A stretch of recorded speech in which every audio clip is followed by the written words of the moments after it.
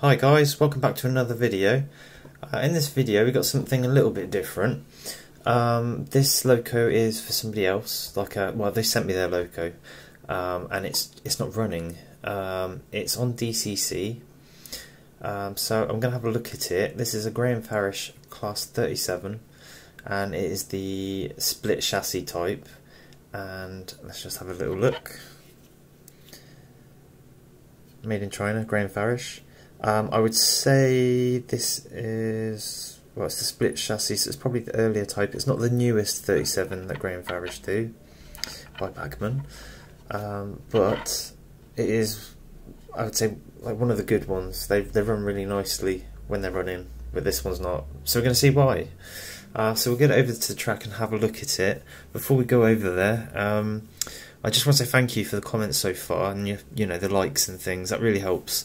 And it's nice having some interactivity with the guys and women that are actually watching the videos, because without your input I don't know what I'm doing right, what I'm doing wrong really.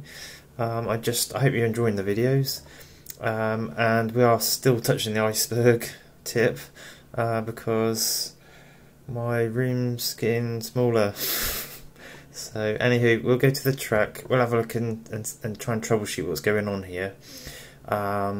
It's either going to be mechanical or electrical, and really that's the only two things that exist in the world anyway, but that's our first troubleshooting guide there, would be to see which part it is, electrical or mechanical. So let's go to the track and we'll see what we've got.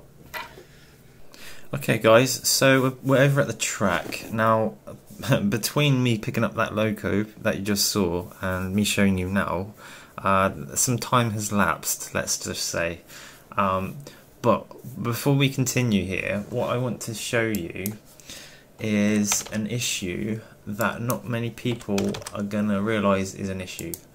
So, where do we start? This is what the train does, okay? It's trying to move, you can just about hear it. I'll go the other way. I'm on full whack, by the way, nothing's happening. But I can hear the motor trying to turn. It's grumbling. I'll turn that off. In short, what's happened here is the accelerations on the decoder have for some reason changed.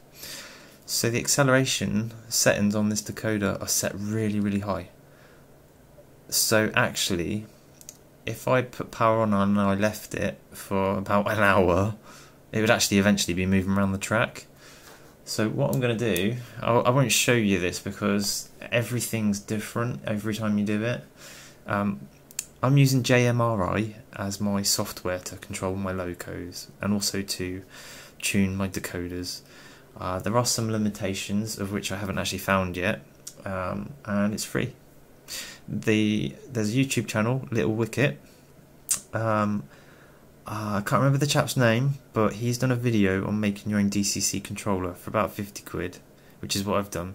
So I can control trains with DCC from my PC, and it's cost me about 50 quid. It might cost you a bit more if you want to get, you know, a case or anything, or make a case. Anyway, I'll stop blabbing on. So Little Wicket Railways, I think. Railways? I'll put a link in the description, go check him out. His videos are pretty good. He's 00 gauge, but that does translate across because that's how I've, you know, set up some of my chips with TTS sound decoders, you know. Right, so back to this 37. I'll just show you now. I'll set the acceleration to nothing. And I've just sent that to the loco. Now what I'm going to do is move forwards. Well, we're going to move backwards away from the camera. There you go. She's live. And then back again. And we'll just stop there. So that's problem fixed. The reason I'm showing you guys mainly this is because you might sell a non-runner, so you think, and it actually does work. It's just, I think what can happen is maybe a signal can be scrambled, or maybe a setting was pressed incorrectly on a controller by accident, or, you know, someone's done this. Basically, it can be an accidental thing more than likely. And unfortunately, there's nothing wrong with it. Well, fortunately, shall I say, for the chap who's getting this back, there's nothing wrong with the loco. It mechanically, it sounds great. And these chassis, so it is the split type. I'll just show you under here. I mean, yeah, it could do with an all-round clean, but the locos are very, very good. These ones, and I think the newer generation from this is even better. The pull type locos are good too. I've got quite a few of those. I'm blabbing on again. So anyway, I've set up the CVs on this loco. The acceleration is set to 0. However, you'll notice it does still pull away slow, and it shouldn't do that. That's not the end of the world though. What is concerning me is the loco's not very fast, and I don't think it's geared down. So there was a decoder issue with the acceleration and deceleration settings, which were making it make a noise but not making it move. Now it moves because we've sorted out those settings. I suspect there's something wrong with the motor. I also suspect I'm hoping there's oil on the motor. So that's what we're going to do next. We've actually got the thing moving, which is fantastic, because I think the chap thought it was like completely dead. I thought it's going to need a new motor, you know, but it's and probably gears because it's Graham Farish, but it doesn't need gears. It doesn't need a motor, I don't think, yet, because it is working. Like, you could just run this around the track and it would be fine.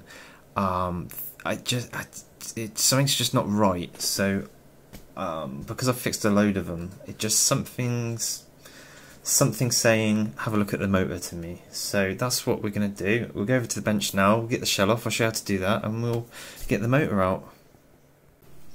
Okay, so here we are at my lovely bench. To remove the shell on these, the shells will only go one way. If it goes the other way, you're forcing it.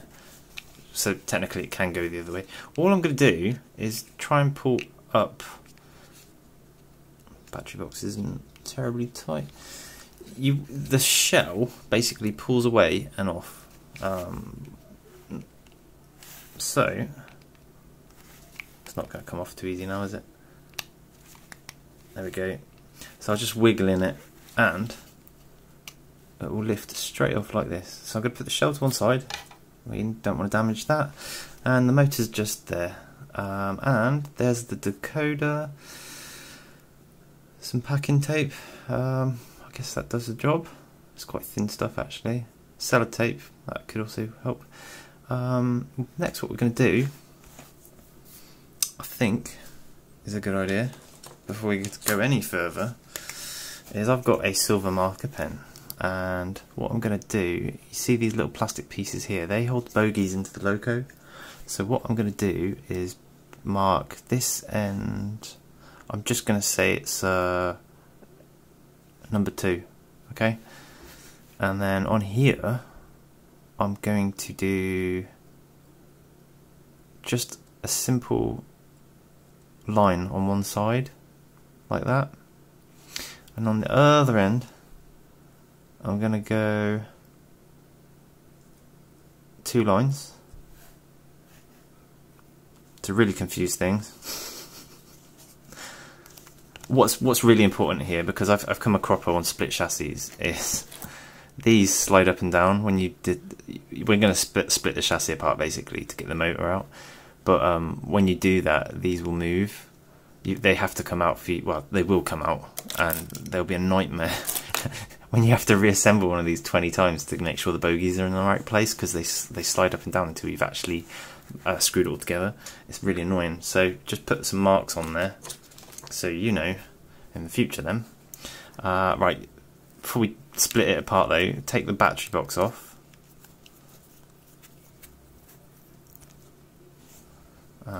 Put the screw to one side so we don't lose that.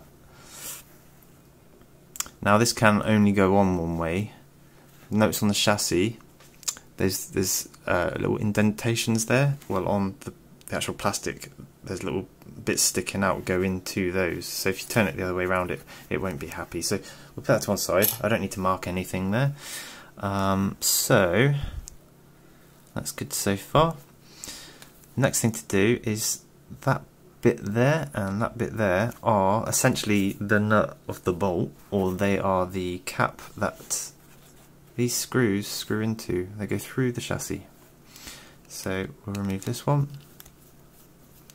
I'm so intrigued to see whether the motor is oily. Just be careful here. That'll come out, that'll slide out. I'm not going to do that just yet. There's a little plastic spacer here as well. So there's one there. We'll take that out now. But you just got to be wary that the spacer has to go back in, and also it's going to want to probably fall on the floor, because gravity likes moving little objects into places that you can't get normally. So that one's out. Putting these to one side. The screws are the same length, so you don't have to worry too much about that. Now then, because the decoder has been put on here, that bit of tape, I'm just going to try and scrape one side up a little bit. This is actually like servo tape. I'm not touching the decoder at this point because I don't want to knife the decoder. That would be a bad idea. So get yourself a lovely little cocktail stick. I'm just trying to remove it from one half of the chassis so that it will come apart nicely, which I think that's more than enough. And then this packing tape that can just fall off. That's probably because the greases and oils have got under it.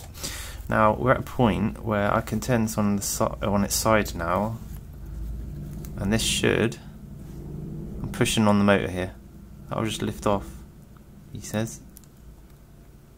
But everything's going to come apart, so we're going to go like that. Now I'm going to, I've got that half up there, I'm going to put all this stuff with the relevant ends together. Everything's quite oily, so this is good so far. That should show that I'm hoping there's oil on it that I can clean off, and we'll have a full speed loco now. Right, so that's the pin that I'm on about, and the spacer. Now you can just leave them there if you want. I just want to extract the motor, but it's actually soldered to the chip, so the chip's going to come with me. In this case, it's not normally, because it's DCC, it's isolated from the chassis halves. See in there? It's isolated from the chassis. So the guys, whoever's done this, has soldered the wires direct to the motor. That's fine. However, what I might need to do is just disengage this wire here from the chassis. There we go. That's off. So I'll just remember the red wire goes under the cap and it gets squashed against the chassis. Now there could be something else at play here. There might not be enough current getting to the decoder to make the loco go fast, but I want to just, that motor is actually quite oily, so I'm really thinking it's that. So, and actually, look at that, we have got access to the motor. And, right, so Roger, everybody meet Roger. This is Roger's loco, and I think we might have just sussed it, mate. Let's have a little looky here. Right, can you see? There's only like a few things that could ever go wrong on the locos. It's only little and often you get one loco which has got everything wrong on it. Let's get a little light in there as well, shall we? That's not helping, is it? Oh, I'm hoping that helps enough. I'm going to just turn this. Now, I've got a cocktail stick. That there is called the commutator. And these are commutator, I'm going to call them blades. And, what's that? Whoa. That is actually oil. Cool. I mean, cool, because I know I can clean it. Right, what you're looking at for the motor is where because there's blades and they should be separated from each other. There's an air gap that should be between them, and most of the time it gets filled up with these carbon deposits from the brushes when oil is introduced into a motor, and it can happen with age. And what will happen is that carbon bridges these plates, which are basically the opposite poles or each side power of your track, and it shorts out, heats up, makes the motor run nasty. In this case though, it's actually been running alright. So yeah, let's just get to one of these. I am going to get some isopropyl alcohol and clean all this up. It's important to get the stuff out of there. And really what I'm going to do is get a cotton bud. I think also what I'm going to do is take the brushes out. So what I'm going to do, I'll take a brush out, I'll take the brushes out, and you can see how that's done. Although you are finite on how many times you can do this. So on the motor, this will lift up, but it's bent down to retain the spring and the brush. Just try not to stab myself at the same time. So see that cap I've bent up there. Obviously if you move this back and forwards loads of times it'll just snap off, and then you're kind of hampered. So there's a spring that will come out. That's a nice, where are we? That's a nice colour and that's clean. However, I'm sure it's got oil on it. And just in there, you'll just see the top of the brush. That's what we want to get out. I'm not sure if it's going to come out. They don't normally just fall out. Who knows, we might get lucky.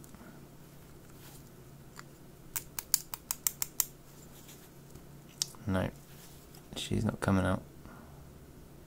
Which also could mean there's oil in there holding it in. Now, what could we do? Well, it's not coming out. So what I'm actually going to do is, you can see it just in there. So I'm going to poke it out a little bit. Hopefully it will come out. Just a little. And she's just fallen out. And actually, that's quite a long brush. Every time I get them, they're really short. So that's got loads of life left in it. It's just dirty as heck. So that's the bits out of one side of the loco. That'll clean. So of the motor. I actually thought this motor was a sealed unit. I didn't think it was going to be like this. This is great in a way. So I've just done the other side there. It is quite fiddly work. That spring looks good, and then I'll just poke this brush out here. If they don't come out, you could isopropyl alcohol in there and sort of push it out with the brush hairs on the brush, like a paintbrush. There's a lot of brushes going on at the minute. Anyway, you've seen how I got the other one out. I'll do the same with this one. I won't bore you too much because life's a bit short, isn't it? We shall come back in a minute. What I'm going to do basically is, as you see it, I'll get that brush out. I'm going to get some isopropyl alcohol and I'm going to clean all of this because I need to degrease the oil from this area. That's very important because the slightest bit of oil, like there, see that? Basically gets stuck on these contact patches and the brush, and it just basically adds a resistance so that the motor won't run as fast, which is exactly what it's doing. So I'm getting all excited now. I'll go get some alcohol, I'll clean it up, and I'll show you how to put the springs and brushes back in, although it's basically the opposite of what I've just done. So we'll be back in a minute once I've cleaned all the bits up. Okay, so I'm back and I have degreased the commutator in there and got the sludge out of between the commutator blades, and I have also cleaned these brushes. There is, if you look on the end, this end, you see how it's rounded. That's basically the shape of the shaft that is spinning upon connection. So I'll put these in. You've got to put the brush back in first, and then you put your spring on But when we put the brush on, let's try and talk and do at the same time. When you put the brush in, make sure that nipple's at the top, because that's what the spring goes against. We'll grab our spring, ta-da, like that, and it'll fall out because gravity.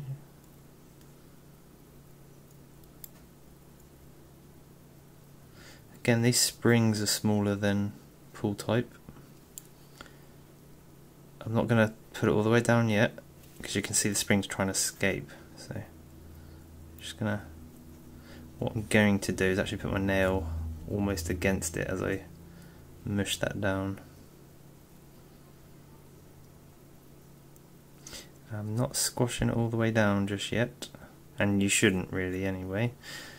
But because these contact the chassis two halves, so down in there you don't want to be squashing the spring, but it just allows tension to push the brush against the armature. That's what it's doing.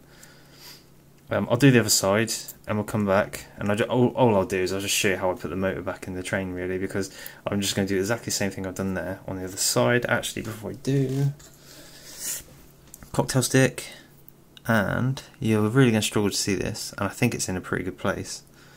Just in there, you can just see the half moon shape of the brush. Well, I'm going to grab this end of it, or not grab it, just sort of like move it. And I think it just settles down into where it wants to live. It's back in its hole, okay? Okay. So, I'll do the other one just like that, and we'll be back in a minute. The motor is back together. Hurrah! Now let's try and get it all back in the chassis, because that's it. Now it's important here, the decoder is wired motor-wise to the motor directly. That power cannot transfer to the chassis halves, which that one's good and that one's good. So all that's happened is someone's put some Kapton tape in there. So the first thing we're going to do is put the motor in its hole.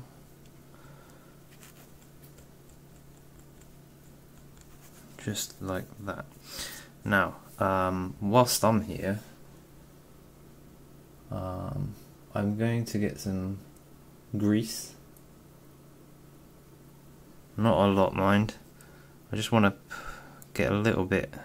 I'm not using all of this. I'm just putting a bit basically in where the prop shaft's going to sit on the motor, because sometimes they can rattle and make nasty noises. This loco is pretty quiet. I try not to put too much on because it can actually slow the loco down, which is what we're trying to do the opposite of. So you can use oil, but it just kind of gets flung out and it gets kind of chucked over the motor brushes, and that's why it doesn't work. It's just enough. Also, it should avoid. It should help with premature wear on the actual cups and prop shafts.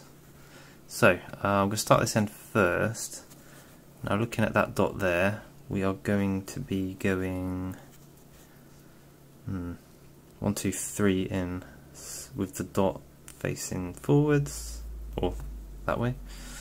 So I'm just going to chuck that on there.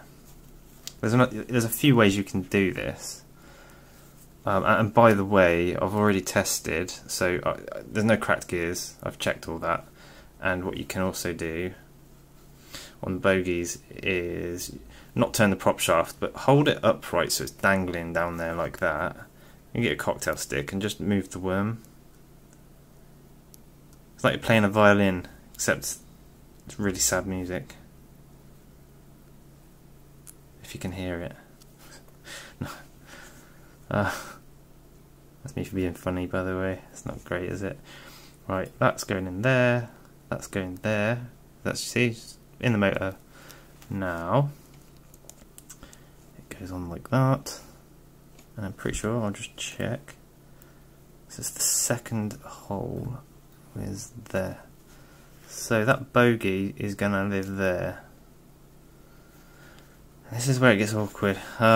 So, this is one way of doing it. We might have to change tactic in a minute, but good so far. Now this other bogie over here is going to have its little hole at the front, like that. Slide it in. As great as the chassis are, they are a pain in the buttocks when you're putting them together like this. See, lining up my marks, and the front is going to be good if I leave it there. Now it is a very big balancing act. And right, so also what you're looking for, you want to make sure your pins are here with your spacers on, pin, spacer, and then this other half is going to be going on and down, whilst everything doesn't want to go in. Good luck, guys. If this is real fiddly, you do not want to force anything either, so I think this end is in. The forward one here is not playing ball yet.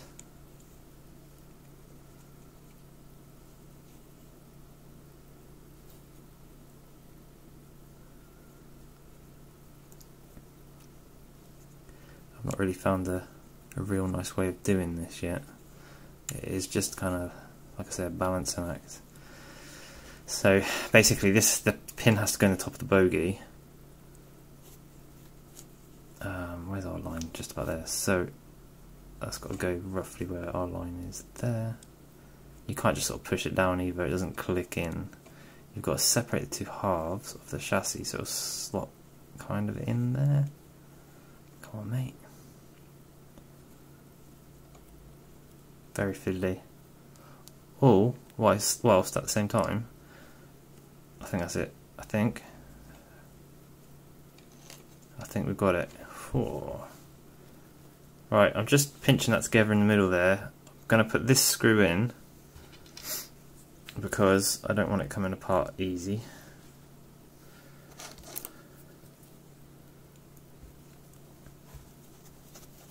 Like I said, there's another way of doing this, and you just basically put one bogey in each end at a time. As I'm doing this up, I'm making sure that's going in square.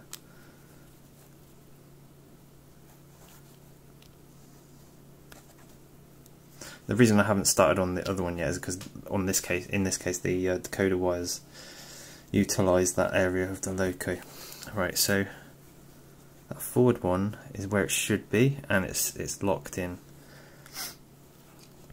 If this is putting you off fixing your loco, you can get in touch with me if you fancy me having a go at it instead. I will charge for my services, blah blah blah blah blah. But my email's in the about section on my YouTube channel. That is a real sly plug from me in case you want your loco fixing. I have got about 1 million of them to fix, but more's always better. Now I'm a little bit worried about this, or not so much worried, but I'm going to try putting this back in there. What's bugging me is I don't see any bare metal for it to get a contact from. So I'm going to put it together anyway, and I suspect it'll work now that we've sorted out the motor. It should run a lot better. Oh no, it's bared off in there. I retract that statement. It's just hard to see. So in a way, actually, if you wanted to put a DCC decoder in one of your locos, you could probably follow this. This is pretty much how I didn't do this one, but this is how I would probably do mine.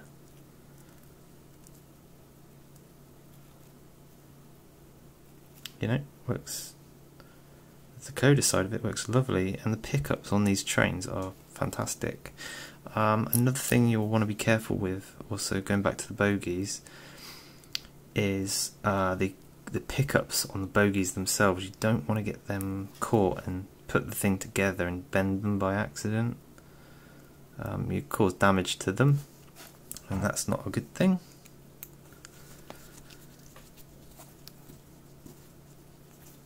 I'm not going to do this one dead tight, just enough to hold everything in place. I'm going to cheat a little bit. Maybe I'll put some tape over that in a minute. I think that'll be okay. Like that. In fact, let's do that now. I'm not going to tape it up yet. We're going to test it on the track first. What do we need to do next? I won't put this on either just yet. I'm just going to go, we'll go take this to the track and see what we've got. I'm not going to test this before we go to the track. I'm going to do it with you. So hopefully, fingers crossed, this is what the issue is. Okay, so back at the track, and we'll go forwards. That'll do it then. It's running much better.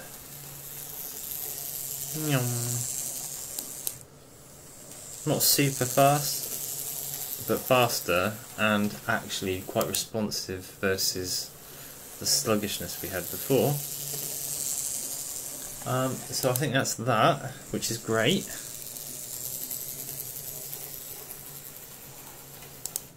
Will she crawl?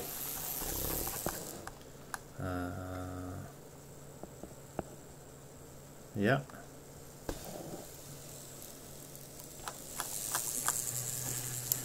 Yeah, so we'll go over to the bench. I'll show you how to put the battery box back on the shell, and we'll call that a day.